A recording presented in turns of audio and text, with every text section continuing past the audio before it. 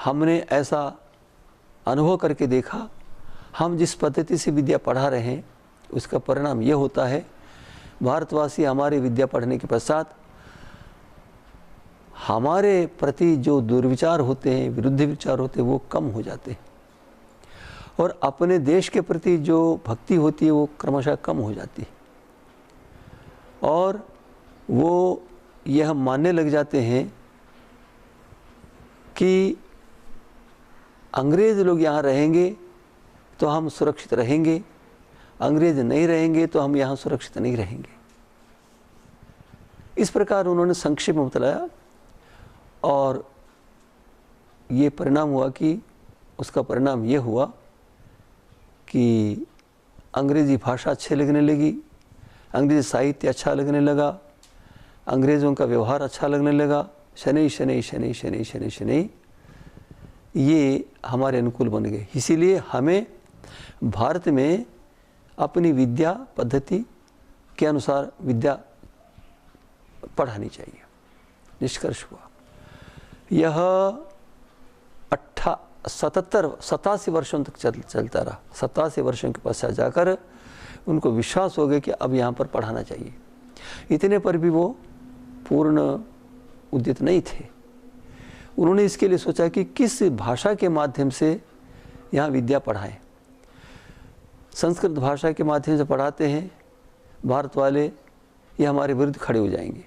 क्यों? संस्कृत भाषा में जो उनके ग्रंथ हैं उनको ये पढ़ेंगे, उनमें स्वाभिमान आ जाएगा, उनमें बहुत सारे उत्तम गुण आ जाएंगे और हमारी निर्बलता उनको दिख जाएगी, हमारी क्रूरता, हमारे जो भी दोष दिख जाएंगे, वो हमारे सामने सिर नहीं झुकाएंगे, फिर ये खड़े हो जाएंगे।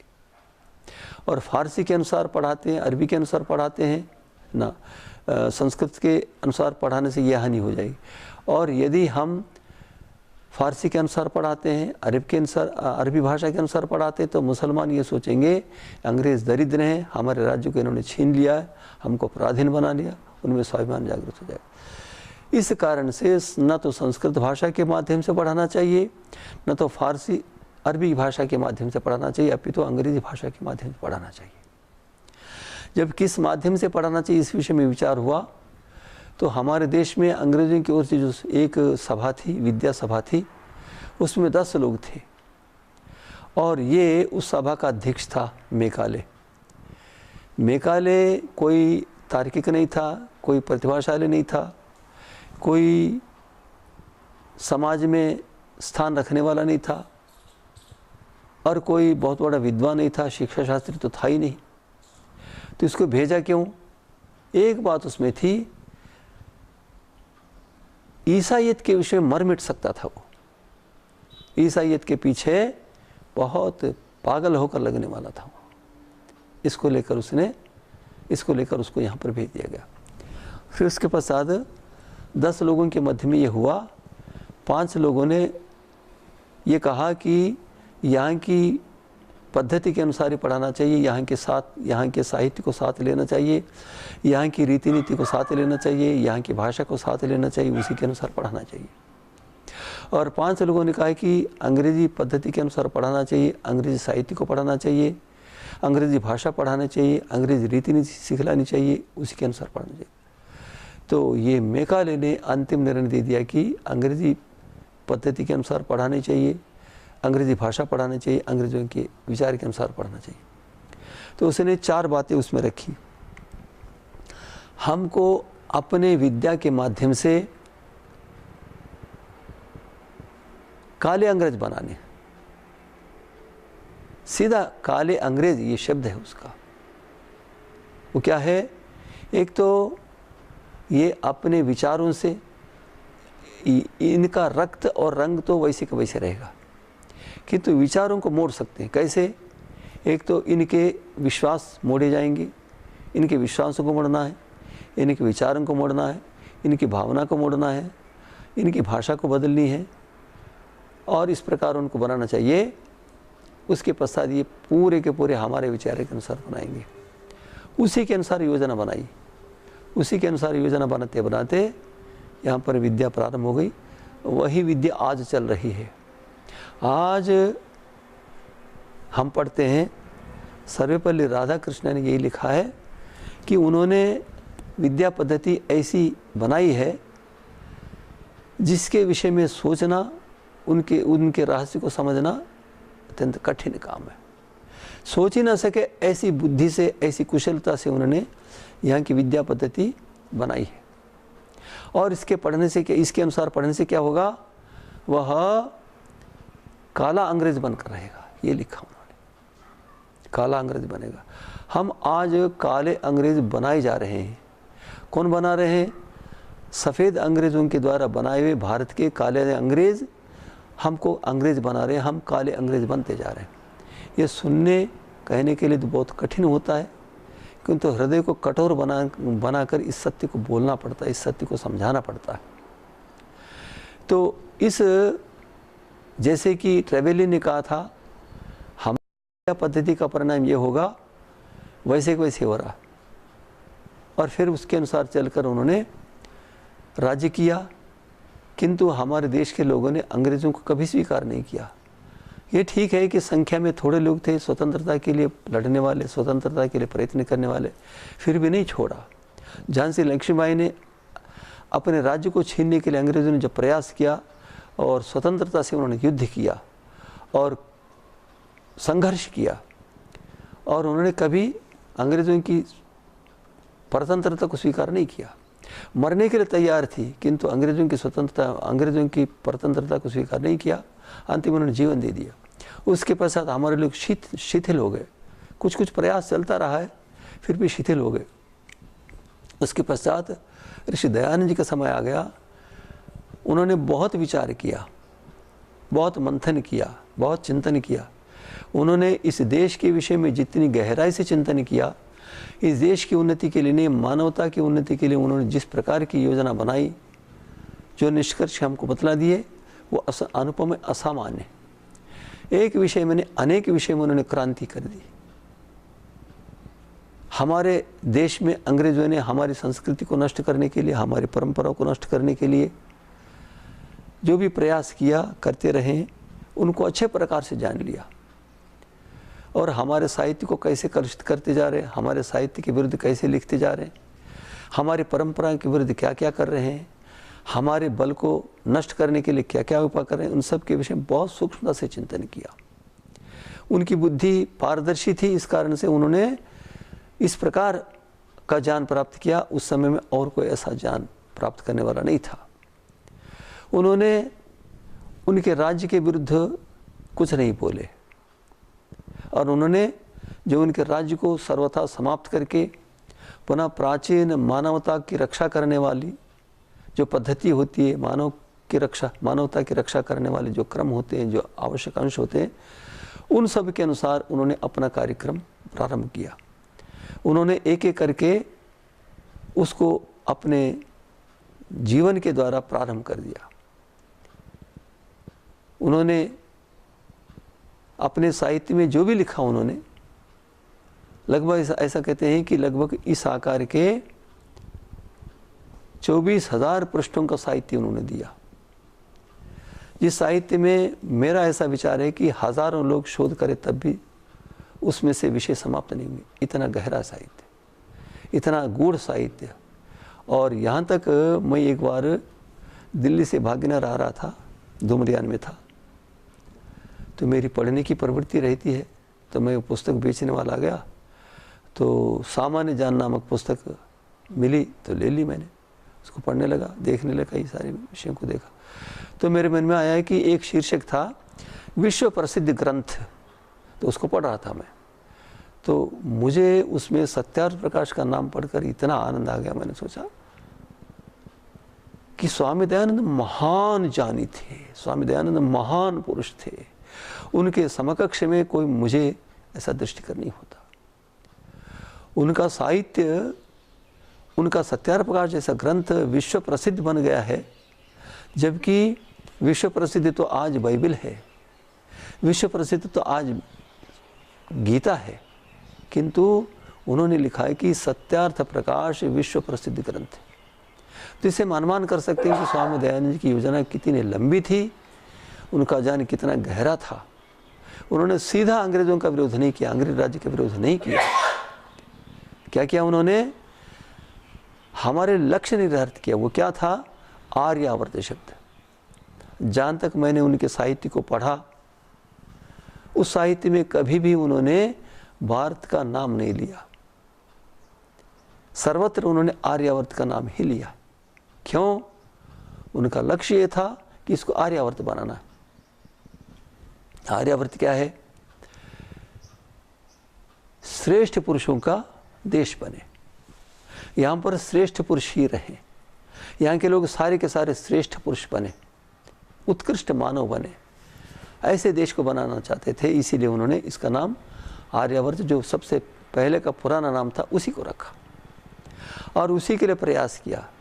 जिन जिन निर्बलताओं से हम पराधीन हो गए, जिन जिन निर्बलताओं से हमने स्वतंत्रता नष्ट कर ली, जिन जिन कारणों से, जिन जिन अंशों से हम ब्रह्मचर्य से दूर हो गए, जिन जिन अंशों से हम निर्बल हो गए, मानसिक दास बन गए, जिन जिन अंशों से हम परतंत्र बने रह सकते हैं, उन अंशों को समाप्त करने के लिए प्रयास किया।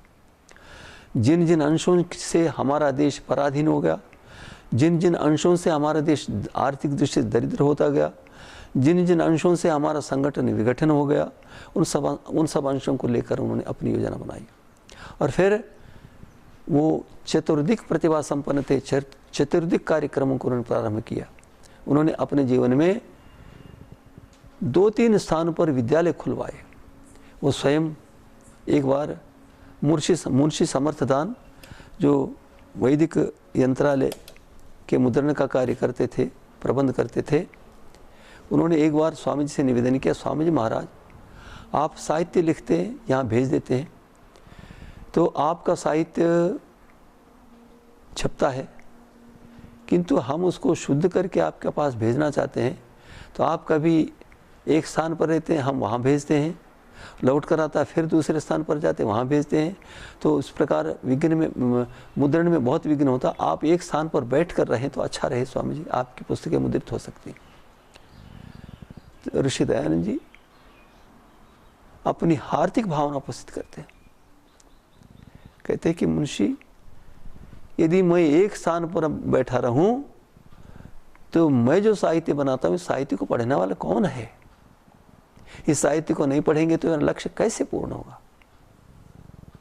तो वो महान पुरुष थे, इस देश के लिए साहित्य देना चाहते थे, उस साहित्य को पढ़ने वालों का निर्माण करना चाहते थे। और विदेशी जो हमारे देश को पराधीन बनाए रखने के लिए, हमारे देश के लोगों को अप्रतिष्ठित करने के लिए लगे हुए थे, उन सब के प्रयत्नों को अपने समय में दूर करने का प्रयास किया। और स्वामी जी के प्रयास से अंग्रेजी शासन लड़खड़ा गया।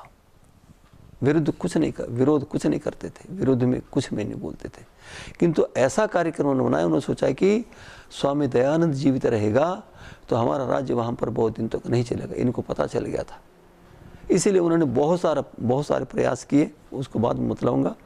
तो स्वामी जी ने विद्यालय प्रारंभ कर दिए, और स्वामी जी एक स्थान पर बैठकर पढ़ा नहीं सकते थे, और स्वामी जी न पढ़ा में तो स्वामी जी जिस प्रकार के श्रेष्ठ पुरुषों का निर्माण करना चाहते थे वो नहीं हो सकता था। और उस समय के जो पढ़े लिखे थे उसी प्रकार के अध्यापक मिले, और वो पाश्चात्य सभ्यता से प्रभावित थे। तो स्वामी जी ने लिखा है कि तुम्हारे विद्यालय में क्याट ब्याट मैट बहुत उसका बाहुल्य हो गया, अर्थात अंग्रेजी भाषा का प्राबल्य हो गया, अंग्रेजी सभ्यता का प्राबल्य हो गया है, ये विद्यालय चल नहीं रहा। और स्वामी जी ने 2-3 विद्यालय बनाए, फिर तोड़ दिए। और स्वामी जी के शिष्यों में से एक प्रतिभाशाली शिष्य थे स्वामी श्रद्धानंद जी महाराज। उन्होंने स्वामी जी के विचारों को साकार बनाने के लिए अपने जीवन की आहुति दे दी, जीवन लगाया उसमें, और प्राचीन पद्धति के अनुसार गुरुकुल खोलकर यहाँ के लोगों को श्रेष्ठ बनाने के लिए प्रयास किया। यहाँ के लोगों को फिर भी पराधीन होते हुए भी स्वाधीन बने रहने के लिए, स्वाधीनता के लिए संघर्ष करने के लिए और स्वाधीनता का प्रचार करने के लिए उन्होंने एक विद्यालय खोला गुरुकुल कांगड़ी के नाम से। अंग्रेजों ने उसको संदेह की दृष्टि से देखा। उन्होंने सोचा कि यह गुरुकुल ऐसा है जहाँ पर बारूद रहता होगा। जाकर देखा, बारूद कुछ नहीं था, वो छोटे छोटे बालक पढ़ रहे थे।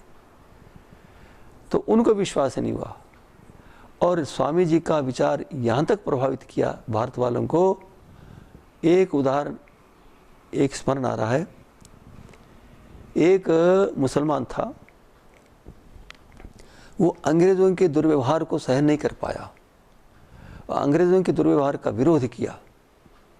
तो अंग्रेज़ क्या कहता है, याद तो नहीं रहा मुझे नाम, तो तू ये आर्य समाजी बन गया।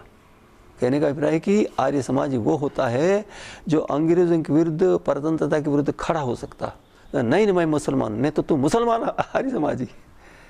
कहने का अभिप्राय कि उनके मन में बैठ गया था कि ऋषि दयानंद जी के विचारों ने इस प्रकार लोगों को तर्क प्रदान बना दिया है, सोचने के लिए समर्थ बना दिया है, जिसके कारण से हम यहाँ पर रह नहीं सकते, बोरिया बिस्तर बांध कर जाना पड़ेगा।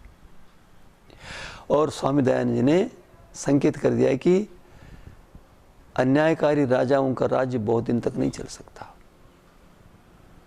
संकेत उनको मिल रहे थे और उन्होंने यहाँ की स्थिति को सुधारने के लिए जर्मन वालों से पत्र व्यवहार किया था कि आप यहाँ पर आइए, यहाँ कल कारखाने बनाने के लिए हमें सहयोग दे दीजिए और हम आपके देश वालों को आध्यात्मिक विद्या विज्ञान दे देंगे। तो अंग्रेज़ों ने हजारों हाथों से मानो उन्होंने स्वामी दयानंद जी के प्रयत्नों को नष्ट करने का प्रयास किया, रोकने का प्रयास किया, किंतु सत्य तो सत्य होकर रहता है। और स्वामी दयानंद जी के विचारों ने काम किया और स्वामी दयानंद जी के विचारों के अनुसार देश में कुछ परिवर्तन होने लगा। बहुत संघर्ष चले, अंग्रेज यहाँ से चले गए। अंग्रेज यहाँ से चले जाने के लिए बहुत सारे कारण हैं, सबसे अधिक कारण है ऋषि दयानंद। ऋषि दयानंद ने वो कार्य किया, स्वतंत्र शब्द का प्रयोग किया। एक मंत्र पढ़ते हैं हम, तच्चक्षुर्देवहितं पुरस्तात् शुक्रमुच्चरत् पश्येम शरदा शतम जीवेम शरदा शतम शृणुयाम शरदा शतम प्रब्रवाम शरदा शतम अदीनाः स्याम शरदा शतम। अर्थात हम कभी दीन और पराधीन होकर न रहे। इसका भी स्वराज्य शब्द का सबसे पहला प्रयोग महर्षि ने किया। मैं ढूंढने का प्रयास करता रहा कि स्वराज्य शब्द ऋषि दयानंद जी को कहाँ से मिला, तो देखा वेद में लगभग 18-20 स्थानों पर स्वराज्य शब्द का प्रयोग हुआ, साथ स्वराज्य में आया। यहाँ तक लिखा है जो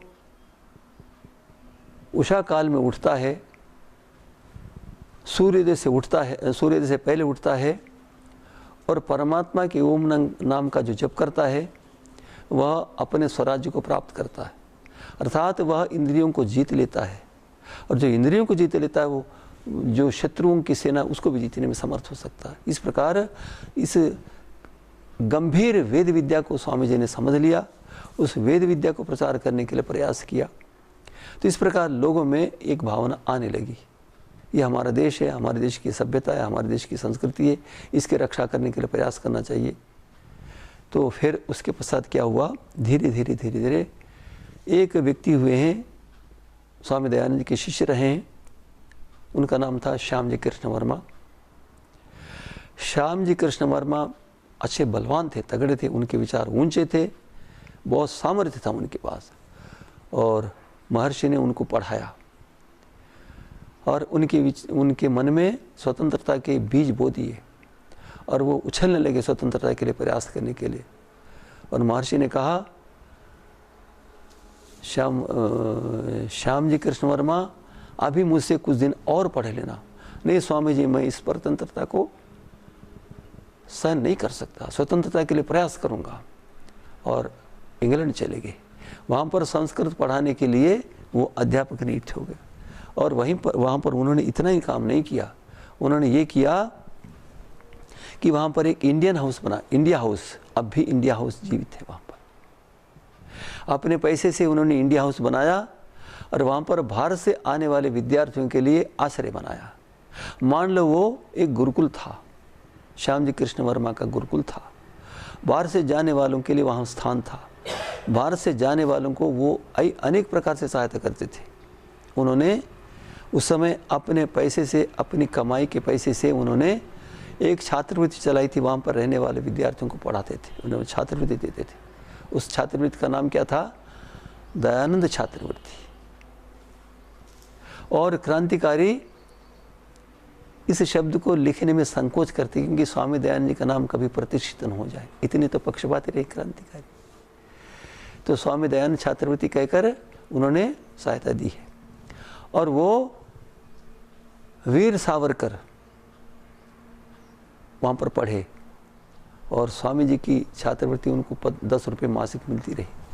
और उनके विचारों से, श्याम जी के विचारों से प्रभावित हो गए। उनमें क्रांति के विचार पहले से थे ही और प्रभावित हो गए। उन्होंने वहाँ पर बहुत बड़ा कार्यक्रम बनाया, बहुत लंबी बातें हैं।